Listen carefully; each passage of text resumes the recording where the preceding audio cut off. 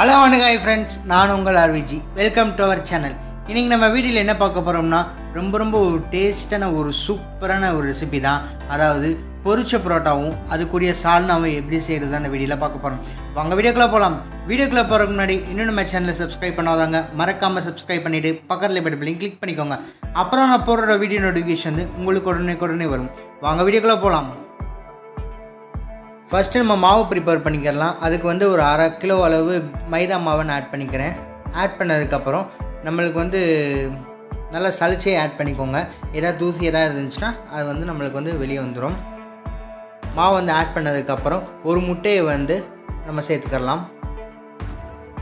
முட்டை சேர்த்ததுக்கப்புறம் ஒரு 1/4 கப் அளவு வந்து பால் ஆட் பண்ணிக்கலாம். நீங்கள் காய்ச்சின பால் எந்த பால் வேணால் ஆட் பண்ணிக்கலாம். ஆட் பண்ணதுக்கப்புறம் நம்மளுக்கு தேவையான அளவு வந்து உப்பு ஆட் பண்ணிக்கலாம். இப்போ மாவு வந்து நல்லா கலந்து விட்டுறலாம். அந்த இன்க்ரீடியன்ஸ் சேர்த்தோம்னா அது எல்லாமே நல்லா மிக்ஸ் ஆகணும். மிக்ஸ் ஆனதுக்கப்புறம் நம்ம கொஞ்சம் கொஞ்சமாக தண்ணி தெளித்து நம்ம வந்து ஒரு சாஃப்டான பதத்துக்கு நம்ம கொண்டு வந்துடலாம். சொல்ல மறந்துட்டு ஒரு டேபிள் ஸ்பூன் அளவு வந்து சுகர் ஆட் பண்ணிக்கோங்க. சுகர் ஏன் ஆட் பண்ணுறோம்னா நம்மளுக்கு வந்து புரோட்டா நம்ம போடுறப்ப நம்மளுக்கு வந்து நல்லா கிறிஸ்பியாக இருக்கும். அதுவும் இல்லாமல் மேலே வந்து நல்ல ஒரு கலர் கொடுக்கும். அதனால தான் இப்போ மிக்ஸ் பண்ணியாச்சு. இப்போ நம்ம கொஞ்சம் கொஞ்சமாக தண்ணி சேர்த்து ஆட் பண்ணிக்கலாம். ஃபஸ்ட்டு கொஞ்சமாக தண்ணி சேருங்க. ரொம்பவும் நீங்கள் லூஸாக பேசக்கூடாது, ரொம்பவும் நல்லா ஒரு ஸ்டிஃபாகவும் இருக்கக்கூடாது. மீடியமாக நம்மளுக்கு வந்து கரெக்டான கன்சிஸ்டன்சியில் வந்து நம்மளுக்கு மாவு இருக்கணும். அப்போ தான் நம்மளுக்கு வந்து பரோட்டா வந்து நல்லா சாஃப்டாக இருக்கும். இந்த மாதிரி நல்லா சாஃப்டாக நல்லா பிசைஞ்சு எடுத்துக்கோங்க. இப்போ இந்த பிசைஞ்சதுக்கப்புறம் நம்ம வந்து இந்த கல்லில் வந்து நம்ம எடுத்து சேர்த்துக்கலாம்.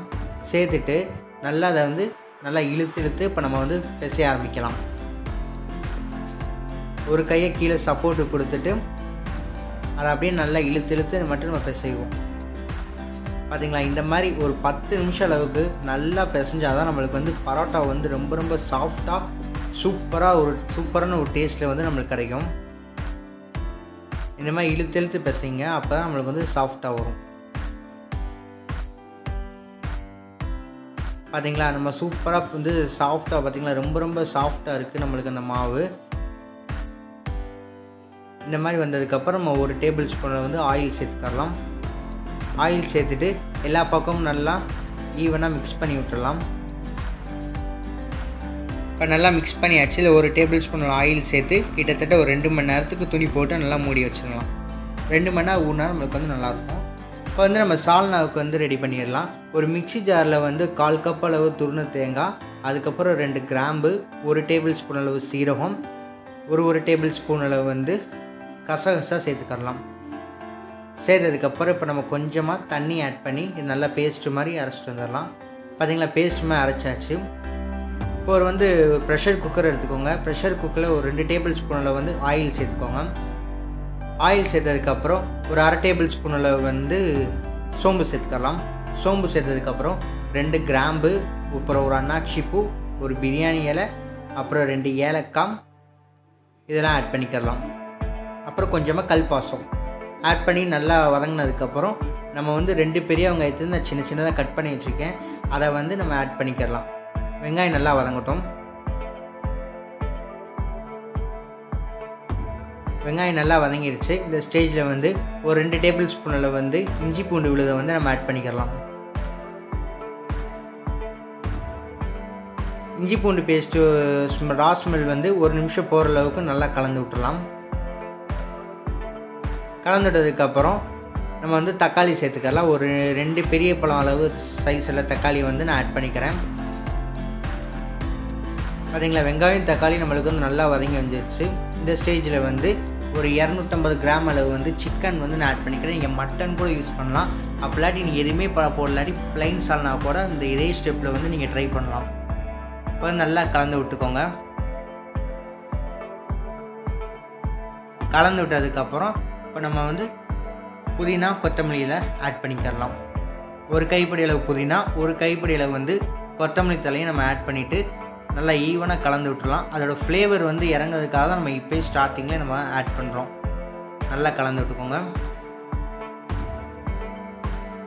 இப்போ எல்லாம் நல்லா ஈவனாக மிக்ஸ் ஆனதுக்கப்புறம் ஒரு டேபிள் ஸ்பூனில் வந்து சில்லி பவுடர், ஒரு டேபிள் ஸ்பூனில் வந்து Kashmir chilli powder, 1 table spoon 1 table spoon அளவு வந்து தனியாத்தூளையும் ஆட் பண்ணிக்கோங்க. ஆட் பண்ணிவிட்டு எல்லா மசாலா நல்லா மிக்ஸ் ஆனதுக்கப்புறம் ஒரு table spoon garam masala, 1 table spoon அளவு வந்து சிக்கன் மசாலா அதையும் ஆட் பண்ணி நல்லா மிக்ஸ் பண்ணி விட்டுக்கோங்க. ஆட் பண்ணி நல்லா கலந்துக்கலாம். அந்த மசால் வாடையெல்லாம் போனதுக்கப்புறம் நம்ம அரைச்சி வச்சு இந்த பேஸ்ட்டையும் ஆட் பண்ணிக்கலாம். இது கூட கொஞ்சம் தண்ணி ஆட் பண்ணி இந்த தேங்காவோட ரா ஸ்மெல் போகிற அளவுக்கு வந்து நம்ம வந்து கொதிக்க விடலாம் குழம்ப. நல்லா கொதிச்சிருச்சு. இந்த ஸ்டேஜில் வந்து நம்ம கொஞ்சமாக தேவையான உப்பு ஆட் பண்ணிக்கலாம். உப்பு ஆட் பண்ணி நல்லா கலந்து விட்டுக்கோங்க. அந்த ரா ஸ்மெல் போனதுக்கப்புறம் தான் நம்ம வந்து தண்ணி ஊற்றணும். 1 டேபிள் ஸ்பூனில் வந்து பெப்பர் ஆட் பண்ணிக்கோங்க. பெப்பர் ஆட் பண்ணதுக்கப்புறம் இப்போ நல்லா வந்து மிக்ஸ் ஆகி குழம்பு வந்து ஓரளவு நல்லாவே ரெடி ஆகிடுச்சு. இந்த ஸ்டேஜில் வந்து நம்ம வாட்டர் ஆட் பண்ணிக்கலாம். 1.5 கப் அளவு வந்து தண்ணி ஆட் பண்ணிக்கோங்க. உங்களுக்கு இன்னும் லூஸாக வேணும்னா நீங்கள் இன்னும் கொஞ்சம் கூட தண்ணி ஆட் பண்ணிக்கலாம். நான் இந்த மாதிரி தண்ணியை வந்து கொஞ்சம் எக்ஸ்ட்ராவே ஆட் பண்ணிக்கிறேன் சால்னானால. இதை வந்து கிட்டத்தட்ட ஒரு 3 விசில் அளவு வந்து நம்ம எடுத்துக்கலாம்.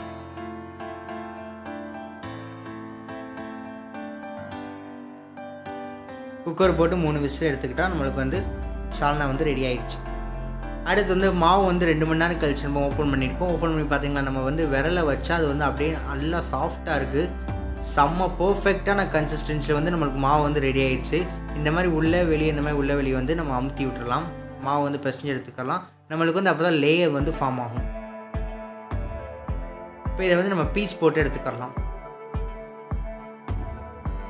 இந்த மாதிரி கத்தி இல்லாட்டி இந்த மாதிரி ஸ்லைஸ் பண்ணுறதை வச்சு நம்ம வந்து லைட்டாக கட் பண்ணி விட்டுக்கலாம். கிட்டத்தட்ட அந்த ஒரு பீசஸில் வந்து எனக்கு 2 கோலி கிடைக்கும். இந்த மாதிரி ஒன்று எடுத்துக்கோங்க. எடுத்ததுக்கப்புறம் நம்ம வந்து மேலே இருக்கிறது கீழேயும் மேலே இருக்கிறது கீழே இந்த மாதிரி கரெக்டாக நம்ம பண்ணிட்டு வந்தோம்னா நம்மளுக்கு வந்து சாஃப்டான லேயராக கிடைக்கும். அப்புறம் இந்த மாதிரி ஒரு அமுத்தி எடுத்து இந்த மாதிரி சின்ன பால் மாதிரி நம்ம கொண்டு வந்து எடுத்துடலாம். அவ்வளோதான், நம்மளோட அந்த கோலி வந்து ரெடி ஆகிடுச்சு. இதே மாதிரி எல்லாத்தையும் நம்ம போட்டு எடுத்துக்கலாம். போட்டு எடுத்ததுக்கப்புறம் லைட்டாக அது மேலே ஆயில் அப்ளை பண்ணிவிட்டு ஒரு 1/2 மணி நேரம் அப்படியே இதிலே ஊறட்டும். கிட்டத்தட்ட 1/2 கிலோ மாவுக்கு வந்து கிட்டத்தட்ட எனக்கு 10லேருந்து 11 பரோட்டா வந்து எனக்கு கிடச்சிச்சு. நீங்களும் அதே மாதிரி செஞ்சுக்கோங்க. அது ஒரு 1/2 மணி நேரம் ஊறட்டும். இந்த 1/2 மணி நேரம் ஆயிடுச்சு. இப்போ அந்த கல்லில் வந்து லைட்டாக எண்ணெய் தடவிக்கலாம். தடவினதுக்கப்புறம் ஒரு கோலியை வந்து வச்சுக்கலாம். வச்சுட்டு இந்த மாதிரி நல்லா விரித்து விட்டுக்கோங்க. கையிலேயே விரிங்க, இல்லாட்டி சப்பாத்தி கட்டி கூட வச்சு நீங்கள் வந்து விரித்து விட்டுக்கலாம். இந்த மாதிரி விரித்து விட்டதுக்கப்புறம் பார்த்திங்களா இந்த மாதிரி தின்னாக இருக்குது லேயராக. இதை அப்படியே நம்ம வந்து சுற்றி விட்டுலாம்.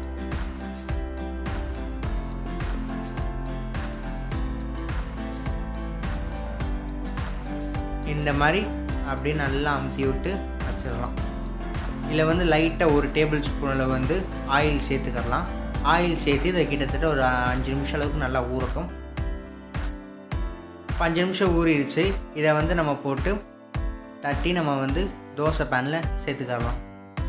லைட்டாக கொஞ்சம் ஆயில் அப்ளை பண்ணிக்கோங்க. அப்ளை பண்ணிவிட்டு நல்லா விரித்து விட்டுக்கோங்க. உள்ளங்கையை வச்சு நல்லா விரிச்சா தான் நம்மளுக்கு வந்து பரோட்டா லேயர் வந்து நல்லா பர்ஃபெக்டாக வரும். நீங்கள் சப்பாத்தி கட்டை வச்சு உருட்டிங்கன்னா நம்மளுக்கு வந்து லேயர் வந்து அவ்வளோவா வராது. அதனால் நீங்கள் கையிலே யூஸ் பண்ணிக்கோங்க, உள்ளங்கை யூஸ் பண்ணி. இதை அப்படியே நம்ம தோசை பேனில் வந்து நம்ம ஆட் பண்ணிக்கலாம். தோசை பேன் நல்லா மீடியம் ஹீட்டில் வச்சுக்கோங்க. ஹீட்டில் வச்சதுக்கப்புறம் நம்ம வந்து சேர்த்துக்கலாம். கொஞ்சமாக ஆயில் அப்ளை பண்ணிக்கலாம். லைட்டாக செட் ஆகிற வரைக்கும் நம்ம வந்து லைட்டாக வேக வைக்கணும். நம்மளுக்கு வந்து ரொம்ப வேக வைக்கணும்னா நம்ம வந்து அதை பொரிச்சு எடுக்க போகிறோம்னா நம்மளுக்கு வந்து லைட்டாக வெந்தால் மட்டும் போதும். இப்போ நம்ம வந்து திருப்பி போட்டுக்கலாம். பார்த்தீங்களா, இந்த மாதிரி லைட்டாக கலர் வந்தால் மட்டும் நமக்கு போதும். மேலே மறுபடியும் லைட்டாக கொஞ்சம் ஆயில் அப்ளை பண்ணிக்கலாம். கீழே மட்டும் லைட்டாக செட் ஆகட்டும், அது வரைக்கும் வெயிட் பண்ணணும். இப்போ கீழே பார்த்தீங்களா, கீழே நல்லா கலர் வந்துருச்சு. இப்போ நம்ம பொரிச்சு எடுத்துட வேண்டியதான். ஆயிலை வந்து நல்லா ஹீட் பண்ணிக்கோங்க. கொஞ்சமாக ஆயில் சேர்த்துக்கலாம் போதும். ஆயில் நல்லா மீடியம் ஹீட்டில் இருந்ததுக்கப்புறம் நம்ம வந்து வேக வச்சு இந்த பரோட்டாவை வந்து நம்ம வந்து பொரிச்சு எடுத்துக்கலாம். இந்த மாதிரி லைட்டாக சுற்றி மட்டும் விட்டுக்கோங்க. ஒரு பக்கம் வெந்துருச்சு. இப்போ நான் வந்து திருப்பி போட்டுக்கிறேன். லைட்டாக இந்த மாதிரி கோல்டன் ப்ரௌன் கலரில் மட்டும் வரணும். ரொம்ப கருக விட்றாங்க, அப்புறம் வந்து நம்மளுக்கு டேஸ்ட் வந்து மாறி போயிடும். அதனால தான் இன்னொரு பக்கம் திருப்பி போட்டுக்கலாம். அவ்வளோதாங்க, நம்மளோட சூப்பரான ரொம்ப டேஸ்டான பொரிச்சா பரோட்டா வந்து நம்மளுக்கு ரெடி ஆகிடுச்சு. இதை அப்படியே நம்ம வந்து சர்வ் பண்ணிட வேண்டியதான் சுட சுட. இந்த மாதிரி நான் 3 பொரிச்சா பரோட்டாவை வந்து நான் எடுத்துக்கிறேன். எடுத்துகிட்டு லைட்டாக வந்து தட்டி விட்டுருங்க. லைட்டாக இந்த மாதிரி தட்டினா நம்மளுக்கு வந்து சூப்பரான லேயர் வந்து ஃபார்ம் ஆயிடும்.